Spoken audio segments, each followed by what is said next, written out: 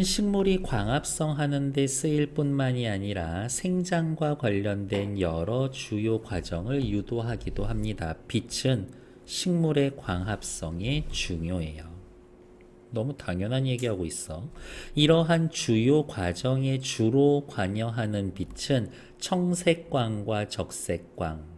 얘네들이 이 지문의 주인공이거나 아니면 여기서부터 시작이 되겠지. 이들은 각각 청색광 광수용체와 적색광 광수용체를 통해서 식물에 흡수가 됩니다.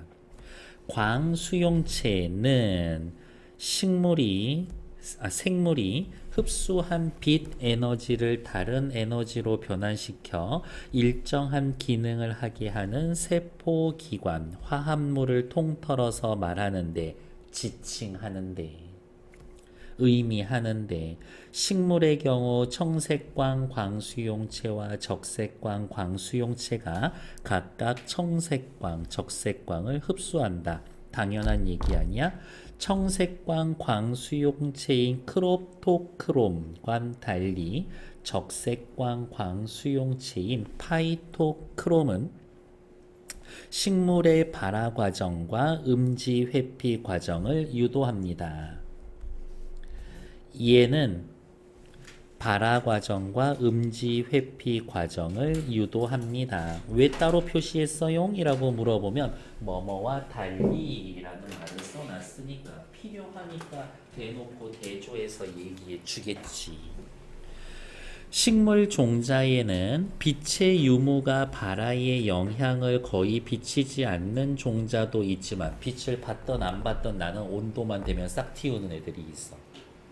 빛이 있어야 발화가 쉬운 광발화 종자와 빛이 없어야 발화가 쉬운 암발화 종자도 있다. 빛이 있어야 한다, 광발화. 빛이 없어야 한다, 암발화. 상추 쑥갓과 같은 광발화 종자는 파종 시에 흙을 얇게 덮어 빛이 침투할 수 있게 해야 되고, 토마토, 수박 같은 암발화는 파종 시 빛이 닿지 않게 깊숙이 심거나 흙을 두껍게 덮어야 합니다. 흙 얇게 두껍게. 어디 있어? 1930년대 과학자들은 상추 씨의 발화 과정을 연구하였다. 그들은 다양한 파장의 단색광이 조사된 비춰진 상추 씨를 암실에 보관하고 발화율을 측정했더니 660 나노미터 파장의 적색광일 때 발화율이 가장 높아. 그러니까 무엇? 적색광 수용체 파이토크롬이 이랬어. 가시광선 영역 바로 밖에 730 나노미터 파장의 근적외선을 조사한 경우는 빛을 전혀 조사하지 않은 상추보다 발화율이 낮아. 660은 도움이 되고 770은 아예 도움이 안 돼. 안 되는 정도가 아니라 오히려 나빠. 또한 적색광 근적외선을 교대로 한 번씩 조사한 경우 마지막에 조사한 빛에 의해 발화율이 결정. 각각의 광선을 한 번만 조사한 경우와 발화율의 차이가 없었다. 즉, 적색광과 근적외선의 발화율에 대한 효과는 광가역적이라는 걸 알아냈다. 이 무슨 말일까? 광가역적이라는 게 알겠어요? 나는 아직 잘 모르겠는데, 적색광과 근적외선이 서로 다른 영향을 매게 하는 광수용체가 바로 파이토크롬이다. 얘가 주인공이네. 근데 우리는 앞에서 이미 확인했죠. 파이토크롬은 뭐였어요? 적색광 광수용체. 잊어먹기 전에 그냥 한 번만 더 써놓을까? 적색광 광수용체.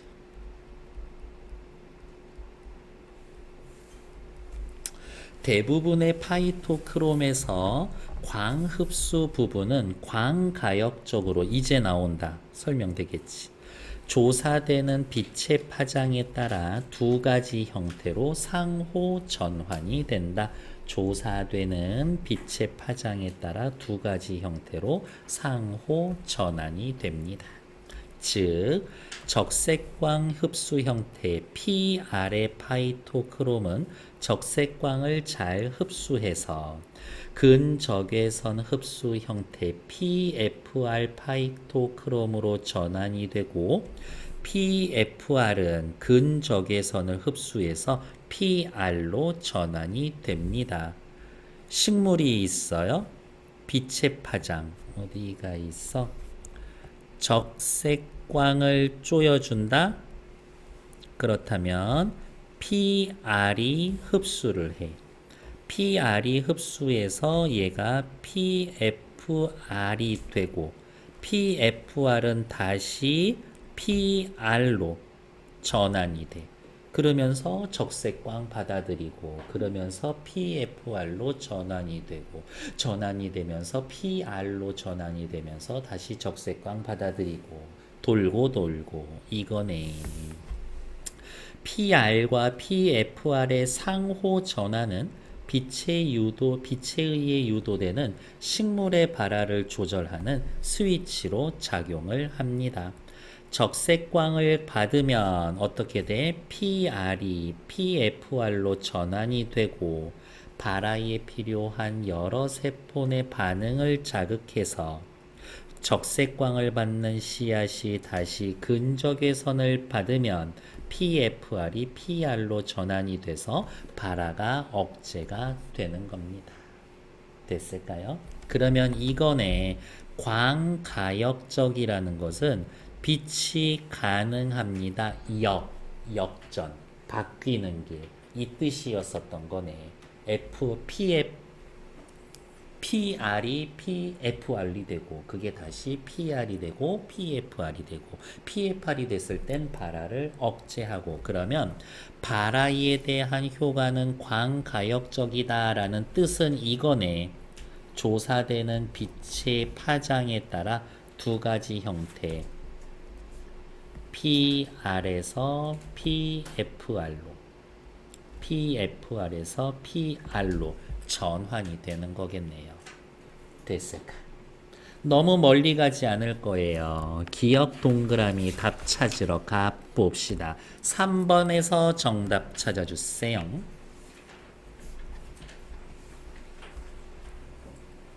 정답은 5번.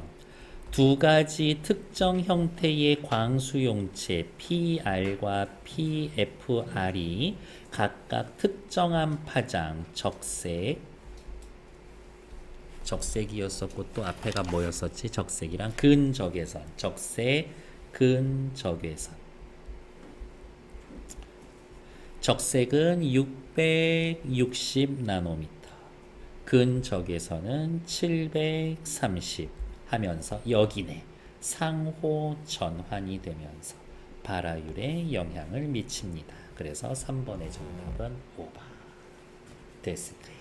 앞으로 또 다시 넘어오죠. 자연 상태에서 빛에 의해 유도되는 씨앗의 발화는 파이토크롬의 기작으로 어떻게 설명할 수가 있을까?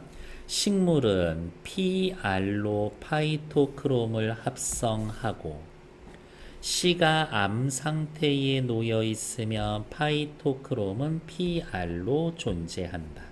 그런데 씨에 햇빛이 조사되면 파이토크롬은 적색광, 근적외선 포함한 모든 파장의 빛을 받게 되고, 이유는 뭐예요?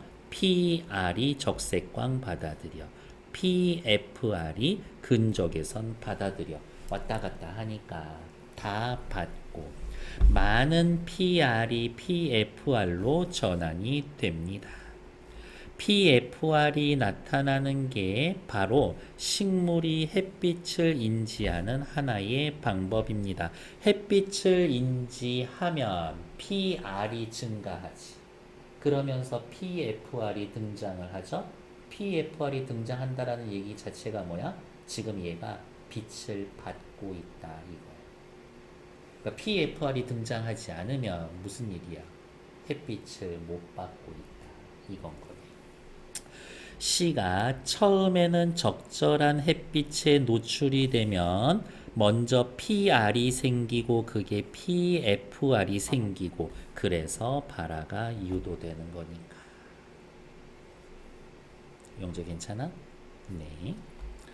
파이토크롬 시스템은 식물에게 빛의 질에 대한 정보를 제공합니다. 그래요? 햇빛은 적색광과 근적외선을 모두 포함하고 있기 때문에 낮 동안에는 PR, PFR이 평형 상태야. 이런 것이 이런 상태야. 이런 상태야. 이렇게 비슷비슷하게 이렇게 자꾸 이제 유지가 되지.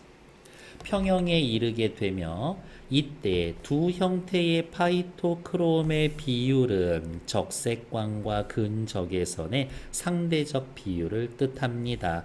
PR이 많으면 비율이 높으면 적색광을 많이 받고 있구나. 햇빛을 받고 있구나. PFR 그렇구나. 이러한 정보로부터 빛의 질 변화에 대하여 반응한다. 상대적으로 강한 빛이 필요한 나무에서 나타난 음지 회피 반응이 그거다. 첫 번째 음지 회피 반응. 어떤 나무? 상대적으로 강한 빛이 필요한 나무에서 나타나는 것. 강한 빛이 필요한 나무가 키 큰 다른 나무에 가려서 빛을 제대로 받지 못하면 키가 큰 나무들이 근적외선보다 적색광을 더 많이 흡수하기 때문에 이 나무에 도달하는 근적외선의 비율이 높아져. 해를 잘 못 받으면 적외선 조금, 근적외선 많이. 그래서 PFR로 전환이 되어 PR이 상대적으로 줄어든다. 이것은 나무의 엽록소가 적색광을 흡수는 하지만 근적외선을 흡수하지 않고 통과시키기 때문이다.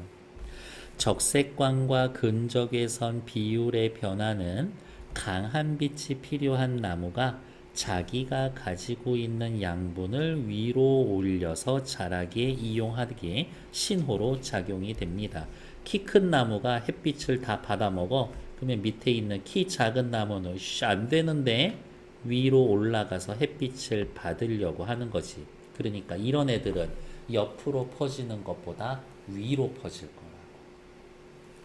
얘는 옆으로 퍼지지 않고 위로 자라려고 할 거라고. 반면에 다른 나무의 빛이 가려지지 않은 데 직접 햇빛을 받으면 이 나무는 어떻게 위로 올라갈 필요가 없거든. 그러니까 어떻게 퍼질 거야? 옆으로 퍼질 거야. 키 큰 애들은. 생장이 억제되고 곁가지가 많이 생깁니다. 됐을까요?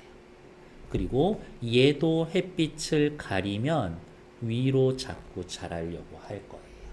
이렇게. 얘도 햇빛을 어느 순간 많이 받게 되면 이제 더 이상 자라지 않고 옆으로 퍼지려고 할 거다. 이야기. 어디 있을까? 나머지는 그럭저럭 하실만 하고요. 3번 문제 했고 4번 문제 보러 갈게요. 묘목 ABC는 생장에 강한 빛이 필요한 나무며 빛을 수용하는데 어떠한 간섭받지 않고 하루 종일 햇빛을 충분히 받을 수 있는 장소에서 자라고 있다. 한 과학자는 거울과 광 필터를 이용하여 1조 시간 동안 B에게는 적색광, C에는 근적외선을 추가로 받도록 했고 A에는 그냥 내비뒀습니다. 1조 시간 이외에 ABC가 어떠한 빛에도 노출되지 않게 실험은 통제했습니다. B와 달리 A에서 빛의 질 변화에 반응하는 음지 회피 반응을 관찰할 수가 있겠군. A한테는 아무 짓도 하지 않았죠. 근데 A는 강한 빛이 필요하고 아무런 빛을 추가로 조사하지 않았습니다. 그냥 얘는 되게 행복한 상태에서 살고 있었는데 계속 행복하게 내비둔 거야. 굳이 음지 회피해서 피할 일을 할 이유가 없어. 얘는 A에선 빛의 질 변화에 반응하는 음지 회피 반응 관찰할 수가 있겠군? 아니요, 관찰할 수가 없을 겁니다. 정상적으로 노출이 비체되어 있으니까. C와 달리 B에서는 적색광을 쬐어주고 있어 나무의 키가 크는 반응은 억제가 되고 적색광을 추가로 받는다라는 건 햇빛 충분히 받고 있는 거야. 그러니까 PR이 활동을 하고 있는 거지. 그러니까 얘도 생각해. 더 이상 위로 갈 필요 없는데 나 지금 충분히 먹고 있는 것 같은 걸 그러면 어떻게? 더 먹어야지. 옆으로 퍼질 거라고. 곁가지가 많아질 겁니다. 맞지? B는 C와 달리 PR 파이토크롬이 많아지겠군. PR이 늘어나지만 그만큼 어떻게 PFR 얘도 함께 늘어나겠지. 됐을까요? 그래서 다 탈락. 정답은 2번. 끝. 뒤에 5번, 1번, 2번 세 문제 확인하시는데 네. 2분 30초 드려볼게요. 정답은 1번. 왜냐? 규정하다라는 건 무슨 뜻인데? 규칙으로 정하다. 이거예요. 근데 A는요, 뭐라고 나와 있었냐면, 세포기관 또는 화합물을 통틀어 말한다. 이때에는 지칭하다가 더 좋지. 지칭하다는 무슨 뜻인데요? 어떤 대상을